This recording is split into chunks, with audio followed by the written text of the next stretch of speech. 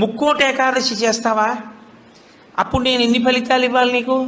23 ఏకాదశుల ఫలితం ఇవ్వాలి. అథవా ఈ ఏకాదశితో కలిపి 24 ఏకాదశుల ఫలితం ఇవ్వాలి. కానీ నేను ఒకటి ఎక్కువ అడుగుతాను, దానికి తగినంత నీకు ఇస్తాను. నేను అడిగిన ఎక్కువ చెయ్యాలి. నువ్వు అడిగిన దానికన్నా కొన్ని కోటి రెట్లు ఇస్తా. 3 కోట్ల ఏకాదశుల ఫలితం ఇస్తా.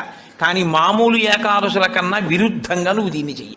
ఎందువల్ల విరుద్ధంగా చేయవలసి ఉంటుంది ముక్కోటి ఏకాదశి అంటే, మామూలు ఏకాదశి నాడు మీరు ఉపవాసం చేసేటప్పుడు పండు కాని, కాయ కాని, అథవా కాసిన పాలు కాని తాగితే ఉపద్రవం ఏం రాదు.